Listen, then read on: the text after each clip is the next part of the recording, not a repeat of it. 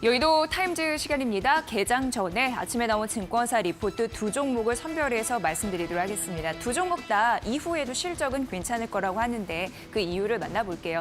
자, 첫 번째 종목은요. JYP 엔터 되겠습니다. JYP 엔터는 실적에 대한 기대감이 있던데 어떤 동력이 있었습니다. 여러분도 잘 아실 수 있는데 일본 걸그룹 니쥬 효과이다라고 보시면 되는데요. 이 니쥬 신인 걸그룹이 12월 2일에 데뷔를 했습니다. 그런데 벌써 11월 30일 기준으로 선주문이 37만 장이 넘어섰거든요. 이게 강력한 호재를 기록을 하고 있다고 하고요. 선주문이 37만 장 나왔는데 그래서 앞으로 50만 장은 거뜬히 넘을 것이다라고 예상되고 있는 상황입니다. 지켜보시죠.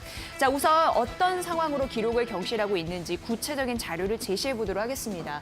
니즈의 구글 트렌드 지수는 이미 트와이스의 전성기 75% 수준에 근접을 하고 있다라고 합니다. 가파르게 지금 올라가고 있는 이 부분이 바로 이 니쥬라고 보시면 될 것 같고요. 이 그래프가 이제 트와이스인데 데뷔 싱글 판매량만 봐도 이미 트와이스를 넘어섰다라고 얘기되고 있으니까 기록 경신한 거 맞네요. 이 부분 좀 챙겨보셔야 될 것 같고요. 자, 우리가 이 니쥬의 여러 가지 기록을 경신하는 모습을 트와이스와 그리고 일본 산업에서 좀 확인을 해봐야 되는데요. 트와이스만 비교를 해봐도 전성기의 싱글 앨범 판매량이 30만에서 35만 장이었는데 벌써 이를 뛰어넘은 흐름들을 니쥬 이런 부분에서 확인해봤고 결과적으로 니쥬는 곱하기 2배를 달성할 것으로 보고 있는 상황입니다. 긍정적인 매수세가 과연 이 모멘텀으로 생길 수 있을까요?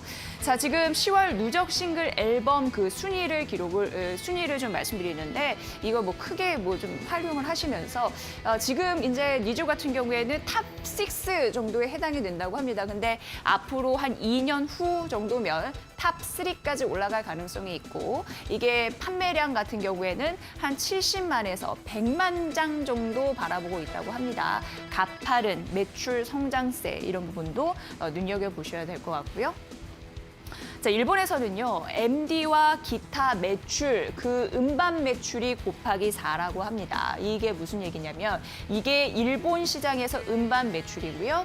그리고 그 외에 MD와 기타 매출이 요 정도인데 이게 곱하기 4배, 요거 대비해서 이렇게 얘기가 되고 있는 상황입니다. 일본 MD 같은 경우에는 공연 규모에 따라서 달라질 거고요. 기타 매출은 쉽게 얘기해서 그 팬클럽 이런 부분인데 회사의 이익을 강하게 가져다줄 매출 근거로 활용되고 있는 상황인데요. 이런 부분에서도 뭐 긍정적인 흐름들이 나올 수 있는 상황이고요. 자, 우선 K-팝 아이돌이 그 학습 효과라는 게 있습니다. 뭐냐면 20만 장을 판매한 이후에 돔 투어에 입성할 수 있는 개월 수다라고 보시면 되는데요. 동방신기 3개월, 빅뱅 9개월, BTS 7개월, 트와이스 21개월, 그래서 세븐틴 8개월인데 21개월만 치더라도 니쥬 같은 경우에는 22년도에 돔 투어 입성이 가능하겠다라고 판단되고 있어 더 짧아질 수 있는 거고요. 이런 부분도 근거로 활용되고 있었습니다. 자, JYP의 실적인데요. 이거 보시다시피 19년보다 20년보다 21년도가 더 좋아질 것으로 예상이 되고 22년도 매출액단에서 더 좋아질 것으로 보이죠. 역시 영업이익도 지속적으로 실적에 성장할 것이다라고 구체적인 수치가 명시되어 있었습니다. 이 부분도 여러분 잘 활용해 보시죠. 자, 그래서 2022년과 2023년에는 2019년 대비 JYP의 일본 매출액 411억 원 대비 최소 2배 이상은 무난해 보인다라는 부분이고요. 또 내년도 또 한국, 중국에서 남자 한 팀씩 데뷔가 예정이 되어 있다라는 부분이고 니즈 프로젝트 시즌2 역시 제작될 가능성이 높다라고 해서 모멘텀에 팔기에는 차익 실현하기에는 니즈의 기록이 너무 역대급이라서 지금 JYP 엔터는 조정 시마다 적극적인 매수가 유효하다고 강조를 했습니다. 여러분도 판단해 보시죠. 자, 매수 유지했고요. 목표 주가 48,000원 제시했으니까 유지했으니까 이 부분도 잘 활용해 보시길 바랍니다. 자, 이제 두 번째 종목 가보도록 하겠습니다. 태용 로직스인데요. 자, 태웅 로직스는 석유 화학 제품 해상 운송에 집중을 하면서 성장을 해왔다라는 부분이고 3자 물류 회사입니다. 이제 모 회사가 없는 상황이고요. 이 독자적으로 물류 사업을 수행한다라고 느끼시면 될 것 같아요. 근데 주요 고객이 좀 탄탄하죠. 롯데케미칼과 금호석유화학등이다라고 보시면 될 것 같고 매년 물동량이 아주 꾸준하게 증가하고 있는 상황인데요. 안정된 화주가 있고 선복도 확보를 하고 있고 운임 경쟁력을 바탕으로 업체들과 지속적인 관계를 맺고 있다라는 부분인데요. 이 부분도 파악해 보시고요.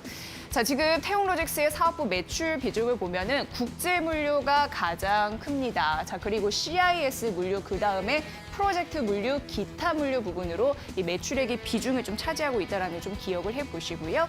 자, 이거는 이제 실적 단인데 3분기 태웅 로직스의 실적입니다. 매출액 그리고 여기 이제 사업 부분으로 나뉘는 거고 영업이익 이렇게 있는데 매출액 같은 경우는 3분기 860억 원으로 전 분기 대비해서 5%, 전년 동기 대비해서 34% 증가 흐름들이 나타났고요. 영업이익이 42억 원으로 3분기 나왔는데 이게 전년 동기 대비해서 60%나 증가한 그런 수치입니다. 국제 물류가 또 긍정적입니다. 국제 물류 부분에서는 석유, 화학, 물동량이 증가했다라는 부분으로 증가한 흐름들이 나타났고 CIS라고 해서 이제 독립국가연합 이렇게 쓰던데요. 그 물류 같은 경우에도 늘었죠. 이게 누적으로 해서 전년 동기 대비 그래도 한 95% 정도 매출액을 좀 달성했다라고 나오는데 이제 문제는 프로젝트 물류입니다. 프로젝트 물류는 떨어지는 흐름들이 있었어요. 프로젝트 물류가 코로나19로 수익성이 괜찮은 그런 방면이었는데 이게 떨어졌습니다. 이것만 해도 한 199억 원 정도 이렇게 되는 그런 상황이거든요. 그런데 이게 좀 전년 동기 대비해서 매출액이 거의 뭐 50%밖에 달성이 안 됐다라는 부분으로 단기적으로 수익성이 악화될 가능성은 있으니까 이 부분은 좀 보셔야 될 것 같습니다. 저희가 또 희비가 엇갈리는 실적 재료들 봐야 돼서요.